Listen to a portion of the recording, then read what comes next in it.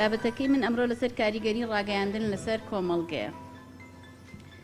من لەم بابەتەیە ئەمەوێ ئەمڕۆ باس لە کاریگەری میدیا بکەم لەسەر کۆمەڵگە چۆنە. دووەم ئایا کاریگەری ئەرینیەکانی زۆرە یا کاریگەری نەرێنیەکانی. ئەم باسم دابش کردو بەسەر دوو تەوەری سەرەکیە. تەوەری یەکەم باس لە تەلەڤیزیۆن و کاریگەری لەسەر خەڵکەکەم لەسەر جەماوەر و دووەمیشان باس لە سۆشیال میدیا و کاریگەریەکانی ئەەکەم پاشان دەرەنجام و ڕاستپار دەکەن. بێگومان ئێمە ئەگەر باس لە ڕاگەیاندن بکەین، ڕاگەیاندن مێژوویەکی دوور و درێژی هەیە. چەند شۆڕشێک لە مێژووی و مرۆڤایەتی ڕوویاوە ڕاگەیاندن کە سەرپەرشتی کردووە. ئەم شۆڕشانە توانین هەر لە دانانی نووسین و دوایی لە گۆتەنبەرگ لە تقریباً 500 ساڵ لەمە پێش یا 600 ساڵ لەمە پێش ئەوە بە شۆڕشێکی گەورە دانرا کە چاپی داهێنا کاتێکە لە ساڵی 1930 هەتا 1990 تەلەڤیزیۆن داهات بە پاشیشیە سەتەلایت و ماڵگە دەستکردەکان هاتەکایەوە. شۆڕشەکە زۆر گۆڕا، کاریگەریەکانی زۆر گۆڕا، تەئسیراتی بۆ ناو خەڵک زۆر گۆڕا. ئەتوانین بڵێن تەلەڤیزیۆن لە ماوەی 70 ساڵە ئەگەر بەجددی لە پەنجاکانەوە تاوەکو ئێستاکە حسابی بکەین 70 ساڵەکە کە خۆی لە سیەکانەوە تەلەڤیزیۆن داهاتووە، ئەتوانم بڵێم یەکەمی بێڕکابەر بووە. هیچ بەشێ لە بەشەکانی کەی میدیا نەیانتوانیوە منافەسەی تەلەڤیزیۆن بکەن. ئەویش کاریگەریەکەی گەڕێتەوە بۆ چەند شتێک. یەکێ لەوانە ئەوەیە کەوا سەوت و سوورە بەیەکەوەیە. هەر کاتێ لە هەر شتێکا سەوت و سوورە بەیەکەوە بوو کاریگەریەکان زۆر زۆرەکاوە. زانایانی بواری پەروەردە ئەڵێن بەس سیرکردن مشاهدە لە سەدا 75 بۆ 83 هەموو وزەکانی ئینسانە با بۆ خۆی. واتە تۆ کاتێ لە ڕادیۆیە باسی شتێکی دوور و درێژ ئەەکەی ئەبێ زۆر زۆر تەفسیل بێ بە شتەکە، ئەنجا گوێگر ئەتوانێت لێت تێبگا. بەڵام لە تەلەڤیزیۆنە تەنها بە دەرخستنی مەشهەدێ، تەنها بە جاری وایە بە نۆ کۆمنت، تەنها بە دەرخستنی مەشهەدەکە کاریگەریەکان زۆرترە بێ. باسی ئێمە لێرە ئەمڕۆ کاریگەریەکانی میدیایە لەسەر کۆمەڵگا. بێگومان با شۆڕشی شەشەمیش بڵێن کە لە ساڵی 1990ەوە دەستی پێکردووە تاوەکو ئێستا ئەویش داهاتنی ئینتەرنێت و بە دوای ئەوەیە ئەو هەمووە شۆڕشە گەورانەی کە بە دوایە هێنا کە گرنگترینیان مۆبایل و ئەم سۆشیال میدیایە کە ئێمە لە بەتەوەری دووەمە باسیەکەی. بێگومان تەلەڤیزیۆن لە وڵاتی ئێمەیە هەتاوەکو ئێستەشی لەگەڵا بێ کاریگەریەکانی زۆر زۆرە لەسەر خەڵک. سەبەبەکەی وەکوتمان ئەوەیە کە بە شێوەیەکی زۆر جوان و ڕازاوەیەتە بەردەست ئینسان بەبێ ئەوەی خۆی بۆ مانووکە. هۆکارەکەشی دووەمی ئەوەیە کە کولتوری وڵاتی ئێمە لەگەڵ هاتنی تەلەڤیزیۆنە ئەم جیرە ئێستا کە لە ئێستا لێرە دانیشتون هەمووی لەگەڵ تەلەڤیزیۆنان گەورە بووە. واتە ئەگەر بڵێن لە 60ەکان یا 70ەکان زیاتر پایی بۆ دوای 80ەکان ئەمە هەمووی بوونەتە جیلی تەلەڤیزیۆن کە ئێستا بڕواناکەم هیچی لەوە بەتەمەنتری دیابێت. کەواتە ئەم تەلەڤیزیۆنە لەگەڵ ئێمە گەورە بووە، کە گەورە بووە کاریگەریەکانی لەسەر ئێمە زۆرە. دوای دێنە سەر سۆشیال میدیا ئەو کاریگەریەکانی لەسەر چین و تیۆژیەکە. بەڵام با ئێستا باسی تەلەڤیزیۆن بکەین و کوتم بۆتە کولتور. لە کولتوری شەرقی ئەوسەتاوە بە تایبەت لە کوردستان و لە عێراقا بەکارهێنانی تەلەڤیزیۆن زۆر زۆرە. من ئەحساییەکم هێنا وڵاتانی تیا دوایی باسی ئەەکەم، بەڵام بەداخەوە هێشتا وڵاتی ئێمە لە زۆربەی ئامارەکانان نییە. بەداخەوە یعنی مەداخێکی سەختەکە هێشتا وا ئەزانرێ وڵاتی کوردستان و عێراق شوێنی جەنگ و شوێنی نەئاساییە. لەبەرەوەی زۆربەی ئامارە جیهانیەکان کە ئەکرێ عێراق و کوردستانی لێرە دەرەکرێت کە ئەمە شتێکی ناخۆشەوە. کوتم بۆتە کولتور. بەڕاستی ڕۆژنامە لای ئێمە هەرچەنە زۆر زۆر بێژوویەکی دوور و درێژی هەیە. لە ساڵی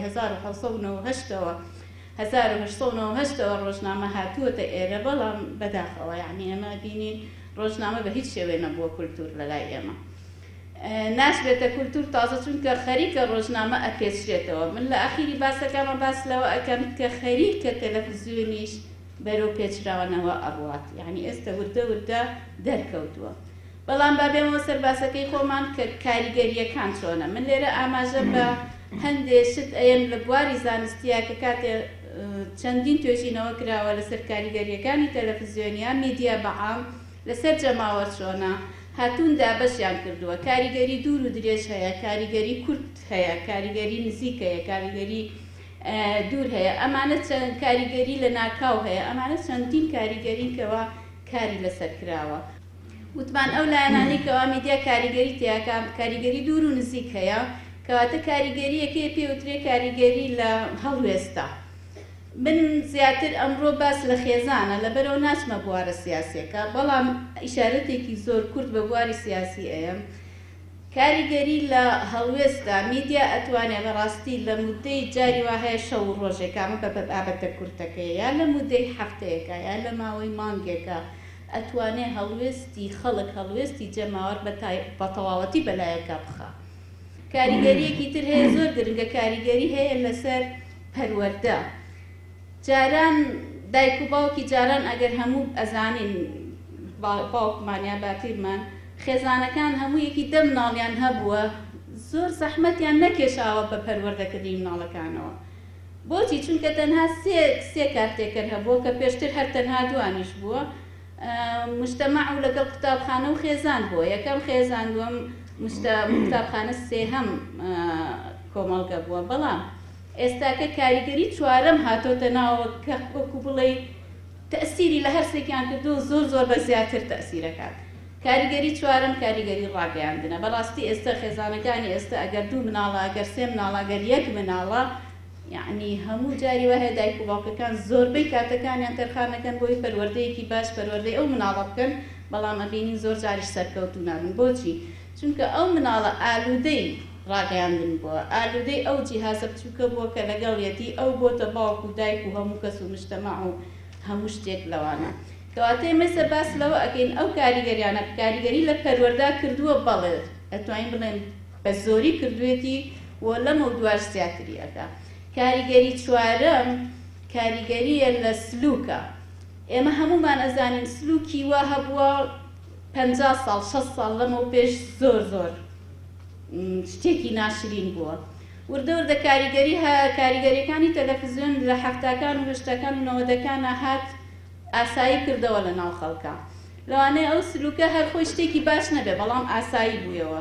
لە نەوەدەکانە هەندێک شت لە لای ئێمە مەقبول نەوە بێەوەی کە خۆمان بیرمانێت. ئێستاکە میدیا هاتووە ئەویش خەریکە ئاسایی کاتەوە لە ناو خەڵکە. کەواتە کاریگەریەکانی ڕاگەیاندن لە 100% بەسەر کۆمەڵگەوە دیارە. ئەمڕۆ شتێ لە تەلەڤیزیۆن عەرزەکرێ سبەینێ ئەو لاساییە کاتەوە کە دوایی ئیشەڵا هەموو دێینە سەری. ئەمڕۆ ئێمە کاتێ دێینە سەر خێزان بە تەئکید کاریگەری زۆر زۆرە. کاریگەری ئەوەیە کەس ئەتوانێت خۆی ڕۆشن بیکا بەبێ ئەوەی کەسی بووە. تۆ بۆ جیهازە بچووکێکە لە بەردەستایە ئەتوانی بچیتە یوتیوب بچیتە هەر شتێکی کە هەرچیت پێ لە بەردەستانی. بەڕاستی ئێستاکە بواری ڕاگەیاندن و میدیا و سۆشیال میدیا و ئەم کە لەم ئامێرە بچووکەیە بۆتە جیهازێکی سحری کە هەرچیت ئەوێت تایەتی. هەموو کەس ئێستاکە ئەو ئەسادار عەسای موسای پێیە کە هەر شتێکی بێ لەو جیهازە بچووکەیە دەستی ئەکەوێت. خۆڕۆشن بیرکردنە، زمان فێربوونە، کەڵچەری وڵاتانە فێربی بە شوێن محازەڕەی دینیا ئەگەڕێتیەتی بە شێر هەر شتێک ئەگەڕی هیچت لێون نابێت. کەواتە ئەمان با بۆ شتێکی کە ئالەدەبوون و کاتکوشتنە. ئێمە دەینە سەر ئێستاکە بارە نەرینیەکانی میدیا لەسەر کۆمەڵگە چۆنە. هەمووی ئەمانە کە باسەکەم لە ئەوەڵەکەیا شتێکی باشە، بەڵام بەردیوەکەی بەیا بەکاری ئەهێنی بێگومان خراپەکانی لێەکەوێتەوە. کاتێک کە باس لە یەکەم کاریگەری ئەەکەم زۆرترینی کاتکوشتنە، ئالوودەبوونە. ئالوودەبوون چیە؟ شتێکە وەکو بڵێ کە نەتبێ بێتاقەتە بیبی. میدیا بە تایبەتی مۆبایل و تەلەڤیزیۆن وای لێ هاتووە، تەلەڤیزیۆنێک وتم وردە وردە خەریکە نامێنێ، وای لێ هاتووە کە نەتبێ بێتاقەتە بی. ئەم تەلەڤیزیۆنە بۆ نمونە تۆ خۆت ئەگەڕی بە شوێنە، ئەمە یەکێکە لە نەزەریەکانی ئەعلام. ئەڵێ تەلەڤیزیۆن وردە وردە وێنە بۆ خەڵکی دروستەکە، وەکو بڵێ بتێک لە مێشکی ئینسانە دروستەکە کە تۆ حەزەکەی شەو ڕۆژ سەیری ئەو شتە بکەیت. چەندین گۆرانی بێش هەیە، خەڵکی هەر ئەوە نییە بیان پەرستێ، ئەمە لە فەترەی پێشوە زۆر زۆر بووە. چەندین ئەکتەر هەیە کە زۆر زۆر بوونەتە محبوبی خەڵکە لە ڕاستیە ئیشەکانیشان ئەوە نیە. بۆچی؟ چونکە خەڵکی ئالوودەی بووە کە تۆ ئالوودەی هەر شتێک بووی حەزت لێتی. ئیتر ئەو جگەرێکیەکە تۆی خۆی مادەم ئالوودەی بووی حەزت لێتی، بە هەمان شێوە ئەو شاشە بچووکەشکە لە ماڵەوەیە ئالوودەی بووی ئەتەوێ بڕۆی لەگەڵ یابی. زۆرترین کاتی خۆت بەوەوە ئەکوژی. بۆچی ئەمە ڕوئەیە؟ چونکە لە کەڵچەری ئێمە لە کللتوری ئێمە جارێکی تر دێمەوە سەر ئەوە ئێمە کاتی فەراغمان بەشتی ترەوە سەرقاڵ نابین. وا فێربووین کاتێ فەراغمان هەبوو لە ماڵەوە دانیشین و سەیری تەلەڤیزیۆن بکەین. بۆ نمونە کاتی یاری وەرزشی دامان لەناوە لە مێشکی خۆمانە نییە، کاتی خوێندنەوەمان نییە، کاتەکانمان نییە. کەواتە خەڵکی ڕۆژهەڵات بە عام وایە بێکاری و بێ ئامانجی خەڵک وای کردووەکە کاتەکان زۆر زۆر بڕوە. ئەمە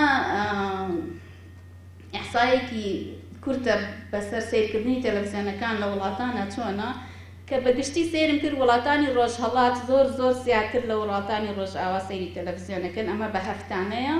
تایلاند، فلیپین، مسر، تورکیا ئەمانە بێگومان سەرنجیش ئەدرێ ئەو وڵاتانەی کە زیاترین خەریکی هونەر و فیلمن زیاتر خەڵکەکانیان ئالوودەی تەلەڤیزیۆن بوون.